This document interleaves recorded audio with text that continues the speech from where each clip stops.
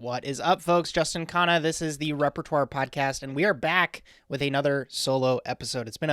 Feels like it's been months since we've done one of these, and I don't stop talking about the news. We still do it every single week inside of the newsletter, but I think it's just become one of those things where I put so much time and energy into that side of sharing the news and the audio version, for whatever reason, I've kind of fallen off. And I had this revelation this week where I was like, you're doing all the writing. You're doing all the same stuff you used to do with the solo podcasts. And as I think about some of the highest performing episodes that you folks have listened to, they have been some of those solo episodes. And so as a testament to bringing that back into the fold, I have kind of a new workflow for getting these up and live, and so I'm just excited to bring you one this week. And if you read the newsletter, you might notice that this might almost function as kind of like a look back, almost like a summary, some of my top hits, and also what I really hope with some of these solo podcast episodes is that I can give you a little bit of additional context if you folks give feedback, if you folks get involved in a conversation on the Repertoire Instagram or something like that, we can bring those up in these types of podcasts. So it's not something where it's just like it lives and dies by the newsletter, or we're just constantly trying to fuel like hatred and back and forth banter. It can actually maybe become something that's positive for us as a community. And so the way this is going to kind of work is I'm going to do some of the big stories that we covered, and then I'll just kind of gloss over a couple of like fun recommendations that might be something that you can go listen to after the fact here. Almost like what you would expect from what you normally expect from my solo podcast episodes if you've been listening for a while. So the first story comes from a startup founder that I follow on Twitter. His name is Nick Huber. He goes by @SweatyStartup on Twitter. And he had just a monster thread for our industry. And it's so funny because his businesses are in like storage. Like he does not touch food in any way, shape, or form in his day-to-day. And so I don't normally read these all the way through, but I think longtime listeners know that when there is something that is just like, I genuinely think this is worth your time, or I think that there's some impact that this can give, I'm super down to read it. So I'm going to dig into this, and then we'll give a little bit of our take at the end. So, quote, "A friend of mine was an excellent chef turned failed restaurateur. A story and a lesson. He loved cooking. He was excellent at it. Had friends over often and really enjoyed cooking for them. He would get told by everyone who tasted his food, quote, 'You should open a restaurant.' Eventually, he did. He took out some loans, quit his 9 to 5, opened a restaurant, and he ran it for about 3 years. Worked 60 hours a week, no vacations, no cooking for friends anymore, every Thursday through Sunday night. The last one to leave at 1 a.m. was him. The only time that he saw his friends was when they were in his restaurant, and he'd stop by between stressful situations to say hi.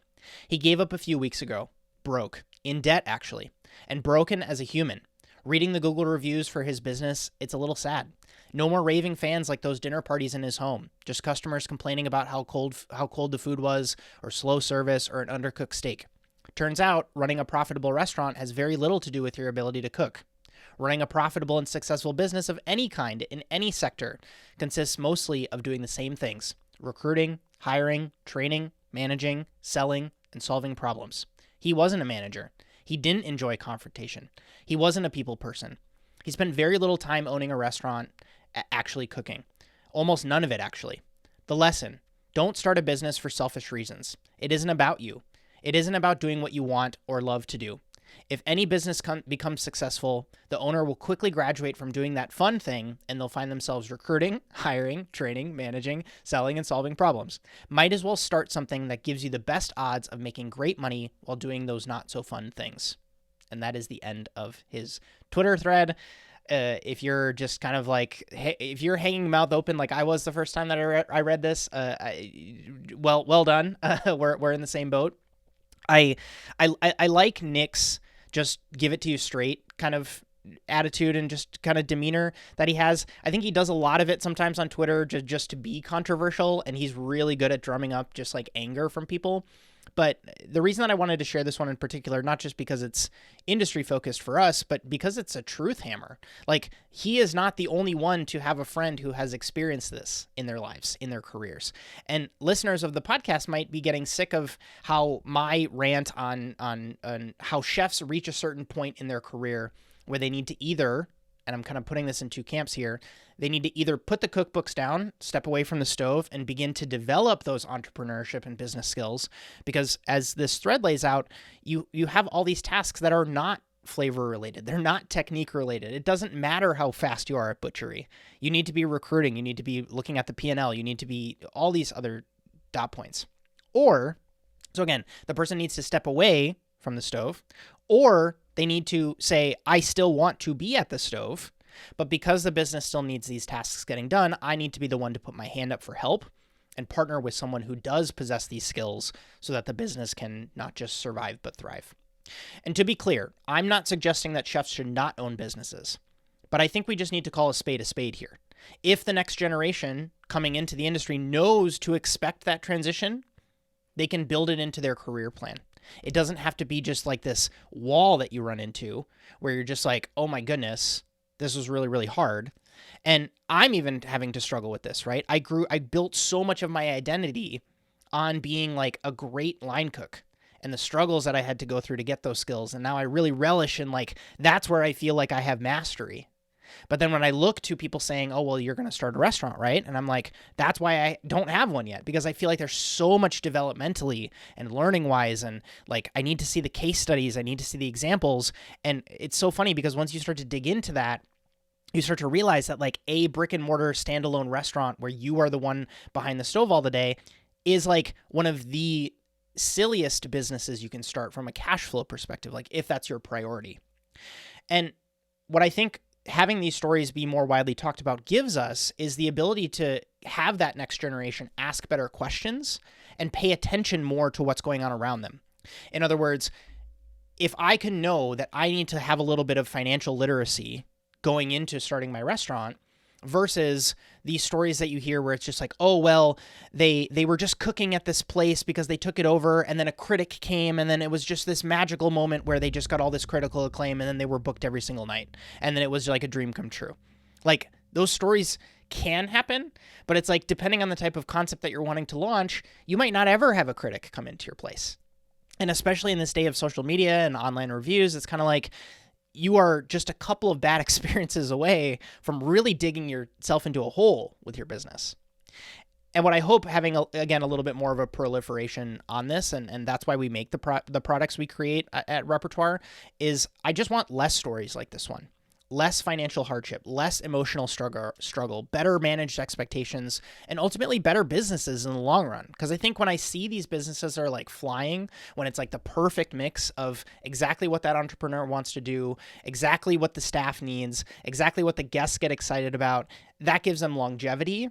That's like it's so exciting when I can see that. But it's like you also have all these horror stories or like examples where it goes the opposite.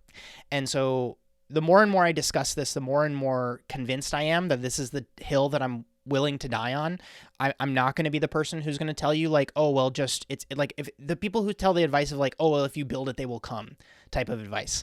And it's like, I don't necessarily think I agree with that 100%. So I'd love to know your thoughts. If you go ahead and read this thread, it is linked up in the show notes, and then you can just retweet at me or share it on your Instagram story and let me know exactly what your thoughts are when you read this.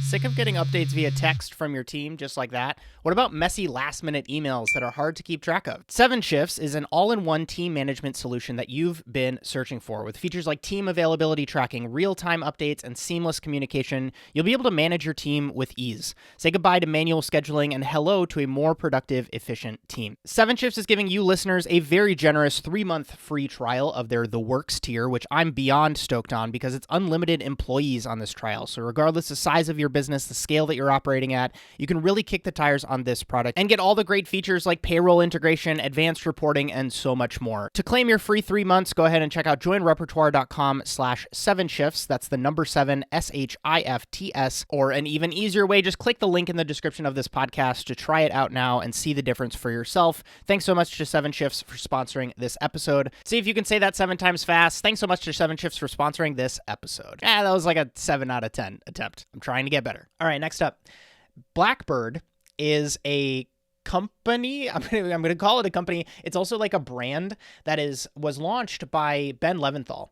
And if you don't know who Ben Leventhal is, he was one of the co-founders, I'm almost positive, in Resy, which was acquired by American Express. I think back in 2019, sometime pandemic-ish range. And he has this new concept company that collective, I don't know how to call this. It's called Blackbird. They're at Blackbird XYZ. They have a Substack, and they just hire really interesting writers to come in and write about the food and beverage industry. The thing that I will add as a caveat before you just kind of like really lean into it and it's like, oh, he's building another reservation platform. He's calling it technology solutions for hospitality. There's seems to be some sort of like Web3 crypto, integration that's happening there, which again, I think I've made it very clear in newsletters that I've written about before. I'm incredibly bullish on this technology. It's just, I haven't seen an example that doesn't feel like a cash grab yet, where it's really enhancing the guest experience. And I wrote about that in a separate newsletter. So you have to go look back through the archives to find that. It was a recent one. But anyways, Blackbird shared a piece called 5 Factors That Determine a Fire Spot. And it was just a fire emoji. I wasn't even calling it fire. Emily J. Wills is the author of this piece, and I'm just going to read you a quick piece here, and then I'll go into kind of what I think about it here. Quote, "Why do we yearn for the toughest tables in town?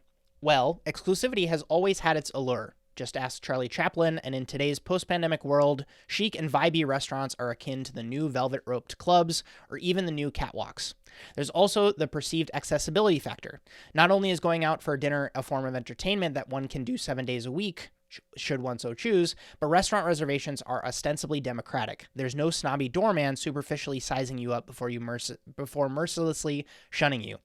All one must do is buckle down and snag that resi before someone else with a smartphone does." So what I said here is that this type of rhetoric, or looking at this as gospel, is a bit of a double-edged sword. Similar to the analogy that I drew was looking at a biography on, let's say, the Red Hot Chili Peppers and saying, this is how you make it in music.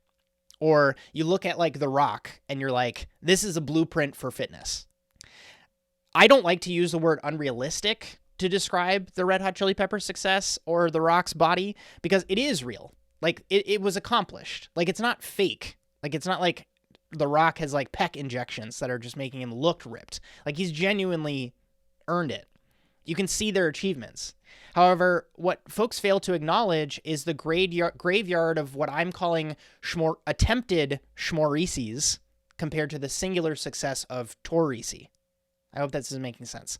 And if you see some of the restaurants that this author calls out in this article, you'll see what this person is kind of talking about, the general genre of restaurant that this person is discussing when she gives this description of what a fire spot is. The other question I'd like to just remind you folks is like, what about audience? Because this list can almost certainly benefit the entrepreneur who's wanting to open in Santa Monica or has a place in Soho that they want to launch in New York. But does it work in Indianapolis? Like, if you live in Milwaukee, should you be reading this list and taking these factors into account? If you have a place in like Spokane, Washington, like, should you be reading this list? So the thing that I lean into next is like, pardon the pun, but picture each of these details that she lines out, each of these 5 factors is like an ingredient on the shelf. And so one that she said is have a strong take. And so if you dump an entire bottle of have a strong take into your coffee shop concept, you run the risk of losing potential customers. See this segment of an old podcast where I ranted on this topic, and I'm going to link this in the show notes as well, where I basically go on this piece. It was right after Bonjwing gave this insightful rumination that he wrote about, where he was talking about, do chefs know that the top 1% of diners can sometimes sniff out when they're kind of like copying a dish from somebody else? And the way that I kind of responded to that was like, yes, they might, but it's like, should you potentially shift all of your operations to cater to this 1% diner? To the person who is writing this article and is just like, it's all about the vibe, man. What I fear is that you run the risk of cooking for the 1% and losing the 99%, if that makes sense. And I totally get the argument that like, oh, well, if the 1% comes and if the 1% is the one that's kind of like posting on Instagram for us, I'm not talking about 1% wealth. I'm talking about like has a massive audience, goes out to eat at all of the places. Do you know what I mean? Like is constantly traveling, has context on different cities and all of that stuff. It's like, I guess as maybe a better way to say it is like, as I've gotten more experienced and tenured in eating out, I'm less interested in being just like wowed by something novel. And I'm more interested in being able to see like, oh, this place actually knows what they're trying to go for. And they're actually consistently doing that every single night. Oh, well, this is actually well run in a way where I feel hospitality during this experience versus, like, have you ever been to a place where you are almost like neglected because the place is like almost too cool? I'm so over that kind of stuff. Like that does not get me excited to come back. And it almost makes me like less likely to either recommend it or just kind of like speak well about it. And the problem is, like, when you read lists like this, it's kind of like, well, they have a strong take, they have a vibe, they like, and it's like, if you kind of combine all of those factors together, or the type of person who's likely to pursue a type of business that adheres to these factors, I just fear that you get to this funny place where it's just like, oh, well, I had a horrible hospitality experience, or like, oh, it was really expensive. Do you know what I mean? And so what I kind of ended my take on here is, at the end of the day, having a fire spot might feel good if you're the owner of that place, to see the likes rolling in on Instagram or the celebrity names on your Resi dashboard. But if you really sit an owner down of one of these places, getting this kind of reputation as a fire spot is really just beneficial for business, right? Like, you have to spend less work on marketing, less money on marketing. The word of mouth behind you is just kind of working. And what that allows you to do is just kind of like spend more time focusing on hopefully the things that matter. And then you can establish, like, the thing that I just like to remind people is, then you need to start thinking about establishing some sort of long-standing favorites on your menu. And to me, where the magic happens is being able to maintain that year after year. And then when the profits allow those owners to achieve that, that's what I get excited about. That's what I want to just like make sure that if I could add a sixth item to this 5 factors, it's like profitability and longevity.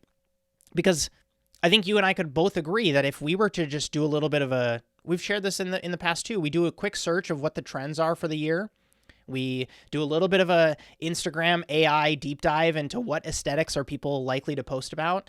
We could have a place in 9 months that is just like reasonably, like, we could host it as a pop-up series or something like that. And people have done this in the past too. They just take something that's trendy and they launch it and it ends up becoming a fire spot. But then it's like, you look at them 24 months later and they have nothing. And so, again, just wanting to provide another perspective. I'm not saying any of these places are not correct, but look at these as ingredients, less as rules. Okay, real rant incoming. And this is for the stands of my Ryan Sutton teardowns. By the way, I did see that he ended up leaving Eater. Before we get into this article, I have a new, I didn't talk about today's beverage. It's because it's empty. I have this kombucha green tea. Comes in a bag. It's from a company called Yogi. It's so good. Like, it's only 15 milligrams of caffeine, which for me and my love of caffeine, it is 4 p.m. right now, so I'm not drinking caffeine anymore. But it's like, it has acid to it. It has floral notes. It has tea flavor undertones. It's so good. And so that's kind of my current flow right now. If anybody wanted a quick caffeine dosage update on Justin, I do like my coffee in the morning, which is usually like, I don't know, like a 12-ounce, 16-ounce coffee in the morning. And then sometime around midday, I will do one of these green tea kombucha by Yogi. This is not sponsored in any way. I just, for longtime listeners know that I like to do a little bit of a beverage shout out, but I'm drinking just water, nothing fancy. Okay, so the New York Times came out with this article called Hostility and Hospitality: How the Faint Line Between Them. I mean, just from the jump, they had some pretty interesting food-styled, things where they would take food utensils, render them useless or ineffective, and then take photos of them in a food-styled way. Thought that was kind of interesting, like very artistic for them to do that. So let's go into a little bit of the context of this piece, and then I just kind of go on a bit of a tear here. So let's dig into this. Quote, "The Latin hostis once meant guest, then became, through some shadowy slippage of language, the word for enemy." So you can think of hostess and then hostile. An etymological twist that might make some smile grimly, particularly those of us who have worked in restaurants as part of the so-called hospitality industry.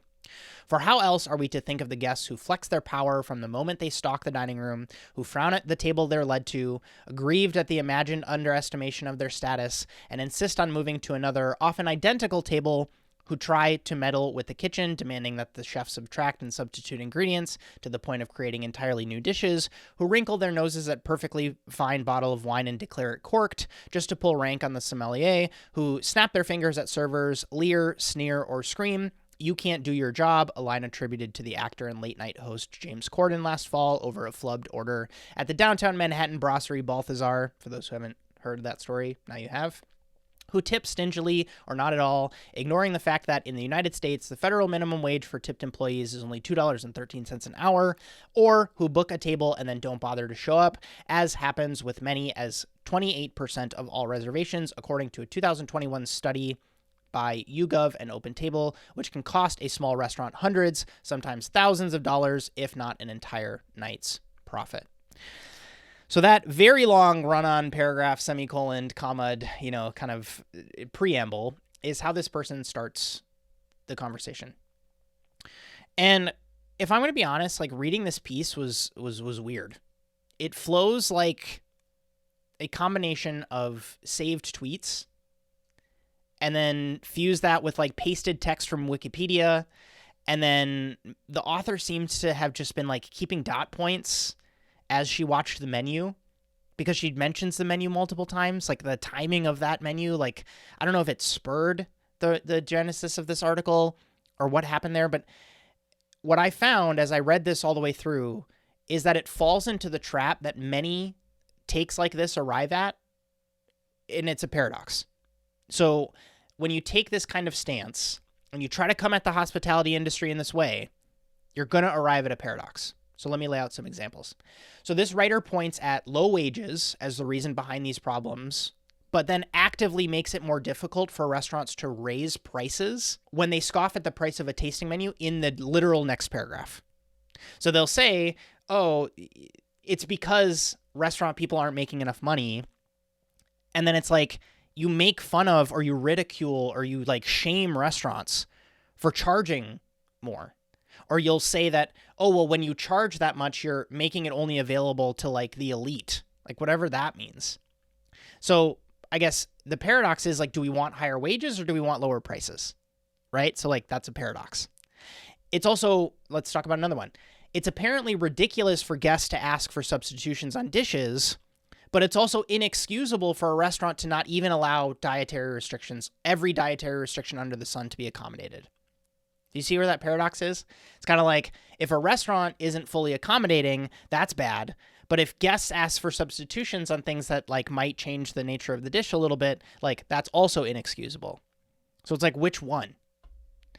These people will say that it's frowned upon for a restaurant to charge a booking deposit. She literally says this in the article, or ask guests to prepay for a reservation. And it's not even like she's maybe saying that they shouldn't do it, but she scoffs at it. Like she's talking about it in a detrimental way. So it's bad to prepay for a reservation and then simultaneously share that 28% of all reservations are no-shows. So it's like, should that just continue to happen? Is the restaurant overstepping? Is the guest overstepping? You know what I mean? Like it's a you arrive at this destination that is like, it doesn't give you anything productive. She wrote that it's horrible that guests ask for levels of service that are outside of the norm, but then also complain that guests should expect to be served instead of engaged. She's saying that like it's so silly for people to try to actually be involved with the experience.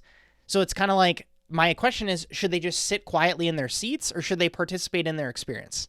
And so much of this comes down to like context and nuance. And I know that, that can often get lost. Obviously, there are ways to behave at dinners and there are, not so good ways to participate. But I wanted to call to light like another paradox. Like she's trying to argue both sides or present them as problems. And it's like, that gets me really frustrated as a reader. So to all of these questions, I often see these writers trying to do this both mentality. And to me, it's just virtue signaling. Like, I don't really talk about politics. I don't use words like woke in any of my podcasts, but it's like you're confidently spinning around, cyclically sharing the same points, and you're not getting anywhere. And I find that these people write about this stuff, but there's no practical plan for implementation of change, nor a boots on the ground understanding of how hospitality businesses actually work. Is there room for improvement in our industry? Absolutely. I wouldn't have launched this company if I didn't believe that was the case. But taking singular happenstance and individual stories, we've all got them. I'm sure you folks have them too. And using like violent language. So I picked out a couple that she used here. She uses the word rage. She uses the word arena, talking about like a gladiator arena. She says the word tyrant. She says hostile. And it very much so feels like she's broad brushing the entire industry. And to me, in my opinion, that's irresponsible. And that's why I wanted to write about this. To steelman her argument, because I think that it's important to do, I do agree with the take that in many day-to-day dining interactions, both guests and staff can do better. So it's not just as easy as pointing to one party involved and saying it's your fault. So I do agree with that point. You can't just point to all staff in all hospitality businesses and say, you are not doing your job correctly, or you can do better. It's also not looking at all guests and saying, you have no manners, you don't know how to behave in a restaurant, you are just incredibly rude to everybody all the time. It is both.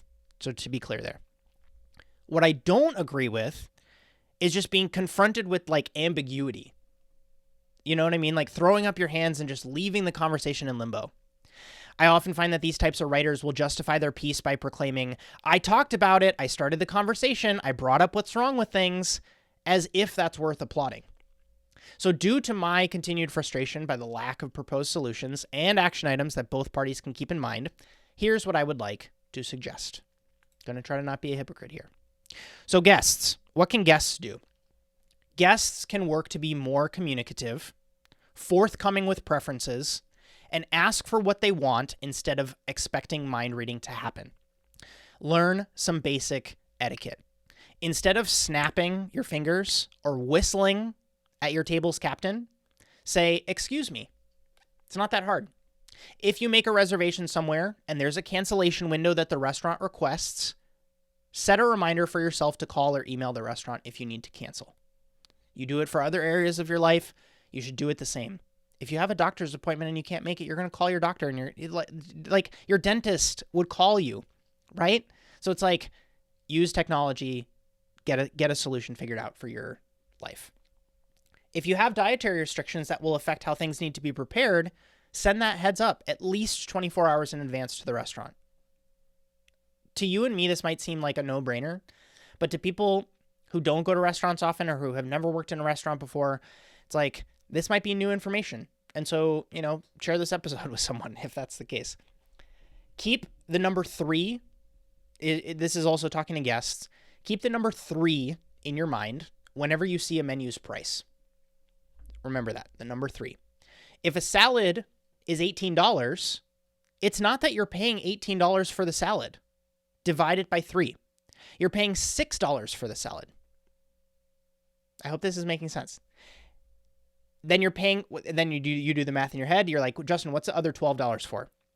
The $12 is for being able to sit in a beautiful room, having the magical experience of just saying words, and then your food arrives. You don't have to prepare anything. You get to eat off of nice serviceware. You don't have to do any dishes. You don't have to go shopping for the ingredients. And again, you don't have to prepare the frickin' salad for yourself. And so factored into that $12 is a myriad of other benefits that you get to experience that I didn't list, right? I just talked about a couple of benefits. One of those benefits is a little thing called profit for the restaurant that the small business that you just became a consumer at will use to continue to stay open. And you can argue with me if you don't think that's important. I think that's pretty important. So staff. Let's talk about staff. Staff can strive to also be more communicative. They can level set better with variables like wait times. They can ask thoughtful questions to guests instead of, you guessed it, expecting mind reading to happen. I did a whole video, I'm going to link this in the show notes, on the monotonous settling that can happen in your day-to-day in restaurants. I equated it to Cirque du Soleil, or being a performer at a show like Cirque du Soleil. But it is worth your time to treat every guest like it's their one and only experience with you, because chances are it probably is. Staff can also acknowledge where your skill gaps are, and you can work to improve them through coaching, through courses, or just more reps. When I finally felt like a hotshot on the line, I was immediately humbled when I couldn't describe a dish to a guest without getting all knees weak, palms are sweaty, right? And after about 4 to 5 months of focused work on improving that public speaking, interacting with guests, describing food skill, I was begging to run dishes to tables, especially critics and industry friends, because I knew that it was a skill that I developed that helped make me stand out to my peers and be a trusted member of the brigade when, we were almost certain that the Michelin Guide had come in that night. And my chef was like, Justin, I want you to run the first 3 courses to this table. It's like, wow, that's awesome. Do you know what I mean? Like there was such a level of just like growth that I felt when that happened, and just confidence that I gained in myself when I had the opportunity to do that. Okay. There is I'm going to call it category or variable in this that we have to talk about, which I'm going to call high integrity management. And high integrity management is a super helpful third party in this conversation. We talked about guests, we talked about staff. What about management? And I think what's so interesting is the author doesn't mention the word management or leadership once in her piece. Open the article, do a Control F. She doesn't say management or leadership once. And to me, that perfectly frames this narrative, which is like the workers versus the elite, that is at play here. And oftentimes it's just like 99% of the time, it's just a human to human interaction.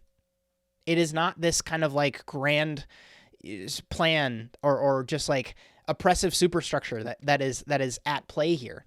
At least not in my opinion. Like if you really kind of like siloed individual interactions, it's not that. Sure, you have those stories of the James Corden, blow up that happens at Balthazar. And I just think that the media will sometimes take that and run with it as a headline versus really contextualizing it to the stuff that happens in every single other interaction throughout this, at least the US. So remember, as we're talking about high integrity management, I define integrity simply as having what you say and what you do match.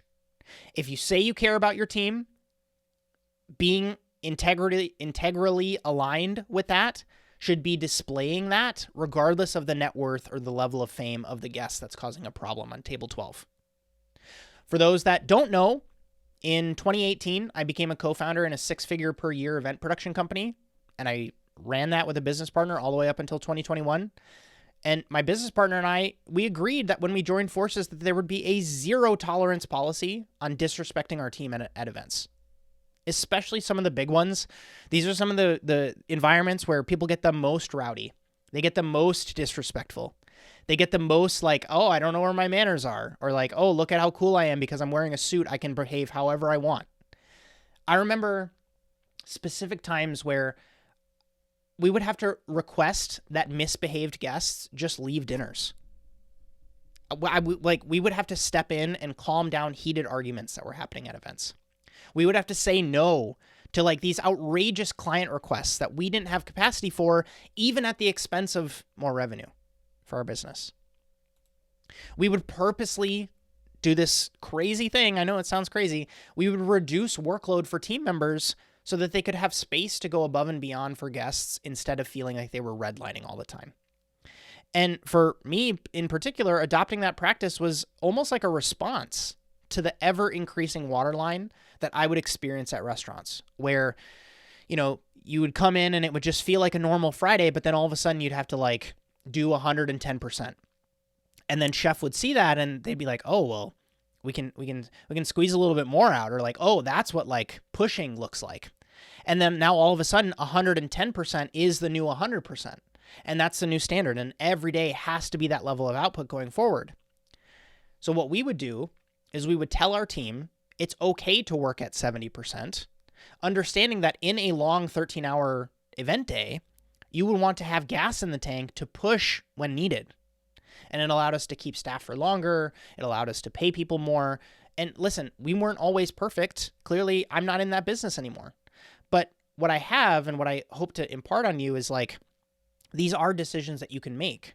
I still feel good about our principles and our decision making and our philosophy that we brought into the business. And the reason that I wanted to bring this up is just to provide an additional perspective to like a pretty gloomy article. Like this person is literally equating hospitality and somehow trying to twist the word backwards or forwards, I can't really decide, into calling it hostile again. It's just ripe with pessimism and complaining, and we don't do that at Repertoire. We're optimistic and we're curious, like where are the opportunities that are available in our incredible industry to grow? And we hope that you have the same sentiment. And so again, not everything's perfect, but it's like we can do better. And that's what my hope is here. All right, let's do a quickie business news piece here. This is coming out from Toast. Toast is publicly traded. I didn't know that, but they announced that they were going to partner with Google. It was going to be a Google integration that allows restaurants using Toast online ordering to unlock a new channel for more orders. Order with Google is fully integrated with the Toast point of sale and is seamless for customers and restaurant owners alike. So a lot of conversations came out of the pandemic with, oh, DoorDash is charging all of these fees, or, oh, pickup ends up cutting into my margins a little bit too much, or all of these conversations around how people were structuring prices and where costs were potentially leaking. And the way that I see it, anytime that there's decreased friction for the customer, it generally results in those customers being happier. I think as a principle, any single time you see a piece of technology or a new product that decreases friction, a level of service that decreases friction for a customer, you can probably try to bet on that a little bit, barring that it's not cross prohibitive or comes with all sorts of other waste or stuff like that. However, we will often see operators not noticing the phantom downsides of these types of integrations. You can absolutely make integrations like this work for your business. But what I want you to make sure, if you're considering changing POS systems in the future, or like you're thinking about doing takeaway for the first time, ask yourself, am I losing out on a relationship with the customer here? And another general principle, in addition to the first one I mentioned of like decreasing friction equals good for a customer, the other equation is like the person who's closest to the customer generally gets to set the rules for the game. So if Google is going to be where customers come to find you, take a tip from a podcast guest that we've had on the show, Rashir from PopChew, and update the featured photos for your business. Because it's like if you're not going to be in control of where those assets, those media assets get pulled from, you need to make sure that you're doing the work to give your customers your best foot forward. You need to ensure that your website is clearly shown. You need to make sure your details are up to date, like your hours or your address, and you're responding to reviews that happen on those platforms. Another question you might ask, is there a price I'm paying here? And we see this all the time. If a platform is charging you a fee, or if a change in your service level is resulting in increased expenses, think like disposables, having more staff, additional technology you need to purchase, don't just blindly allow that to happen if you feel like it's detrimental. Why not? And the thing that I like to remind people here, or like you might be asking me, is like, why not give the blanket advice that everybody should just raise their prices? Because you might think, oh, well, we have increased expenses, we need to raise our prices. But organizations that might be bigger than yours, that have these robust marketing departments or marketing strategies, they might save money by by turning on this integration with their POS system. Because if they can keep their prices the same, but they can be on the delivery apps, they don't have to pay for customer acquisition. That's free customer acquisition for them, and it's not free, but it's like, it's way cheaper than what I would be paying with these other strategies that I had for getting new customers. And so just keep that in mind. Yes, my expenses might be higher, but it's like, if I can net have more sales on the other side of this, and I can maybe trim down my menu so that only my heavy hitters are the ones that are being ordered. And then it's not like I'm giving access to all customers to my entire menu all the time.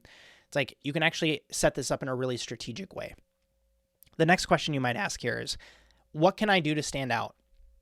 So if you realize that the relationship with the customer is feeling a little bit transactional because of these types of integrations, or maybe it's not feeling so personal as what might be experienced if they come into your restaurant, add the human touch through some authentic hospitality. Have an in-person only option on the menu, and then you can talk about that. So then folks are encouraged to come in and include a cheap printout in the bag of every order, and you can market that to people.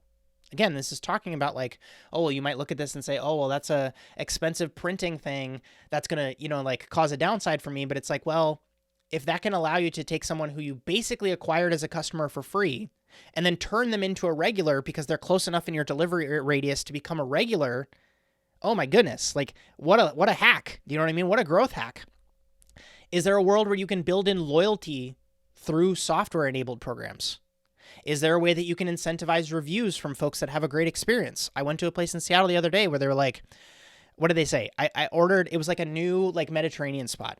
And I just got like a Euro bowl. It was just like a quick lunch that I needed to have after a meeting. And they said something to the effect of like, oh, we'll give you a free drink if you leave a Google review. Not understanding that like the whole reason I picked them to go to for that meal is because they had great Google reviews. And I was like, wow, I've never heard this place, but like they seem to have really good reviews and there's a lot of them. And it's like, that's a crazy incentivization program that like if I had, and I did have a great experience, so I did leave a really good review. And so if any of these like strategies or hacks either resonate with you or if you have additional stories that have helped you in the past 36 months through this COVID madness, please hit us up on Instagram, tweet at us or at me. You folks know the rules. I'd love to share your stories. All right, let's do some quick hits here. So inside of the Repertoire newsletter, we include this section towards the bottom called This Week We Learned. And it's basically just a roundup of some interesting links, some things that we might go on deep dives in the future, and just stuff that we think is worth your time. Again, like we filter this stuff. We curate this so that you're not, kind of getting anything that's just like a listicle or just like a cheap, piece of media. This is like we comb the internet and try to save you time here. So this week I learned about this really fascinating restaurant out of the UK called Fallow, where Jack and Will own it. It's a contemporary restaurant. Jack Croft and Will Murray and James Robson serve innovative food and carefully sourced ingredients in the heart of London. What's the most interesting about this is that like they've grown to almost 50,000 subscribers. They do these kind of like walk through 28 minutes of a busy service, like live stream. Feels very like if Kenji worked in a restaurant is kind of how I like to describe it. And I haven't done like a big binge of like exactly what is it that happens in some of these longer videos. But the fact that they record it and that they're so transparent about it is like, that's what I wanted to do when I moved to Seattle. I was like, I'm going to record my services. I'm going to talk about our prep. I'm going to like launch a restaurant with a media company kind of built in. And it's awesome to see that somebody just like did that. I have no relationship with these guys. I have no idea who they are, but it's like, I want to applaud it when I see it because it's like, I wanted this for my business because I saw the benefits of it. Given the choice between a no-name restaurant that you've never heard of and this, like if I go to London, I'm going to want to eat at this restaurant, right? So it's like, they didn't do any work or paid work, you know what I mean, to try to acquire me as a customer. But just by getting free attention on the internet, they were able to, in the future, they will have my business. So I'm talking to the operators here, I suppose. We also shared this really interesting piece about how Oreo, the company Oreo, comes up with their limited edition flavors. So if you've been paying attention to your supermarket aisles lately, man, chicken and waffles, the red velvet ones, the spring ones, different colors, different crazy flavor combinations. The whole thing about how they keep this process extremely secretive and guard the privacy on this is fascinating. So the senior, the senior director of the Oreo brand named Justin Parnell says that he can't even reveal the name of the team that works on these flavors. And this is like one of those funny things. I talk about this all the time. In my culinary school, they gave us like this list of potential hospitality jobs that you could have someday. In no way, shape, or form was it like be a part of a flavor and collaborations department at Nabisco. I think Nabisco owns Oreo. Maybe it's Kraft. I can't remember. But it's like I would not have thought that could be a job, but it truly is, and it's become something that is like this is a huge revenue driver for Oreo. Because it's like, oh, I haven't had that new flavor yet. Let's go get another one. Fascinating. Last thing that we learned was Chris Young, the old owner of Chef Steps, has been pumping out content lately. It's been really awesome to see him producing so much. I need to have him on the podcast. We've gotten into a Twitter conversation a couple times, but it just hasn't worked out to get him on the show. His latest series is called, well, it's a 4-part series on smart ovens. So let me just read you the titles of these. Quote, the first one is this oven flying blind? Breville Joule Air Oven Fryer Pro review. I think it's interesting because Chef Steps got acquired by Breville, for those that didn't know. And Chris was one of the original founders of Chef Steps. And what's awesome to me is like how transparent he is in some of these beginning videos of like, hey, I have a relationship with Breville, but just so you know, it's not going to affect how I kind of evaluate this. So that's just a little quickie piece of advice for anybody who's thinking about potentially doing promo content on their business or just kind of like doing reviews in the future.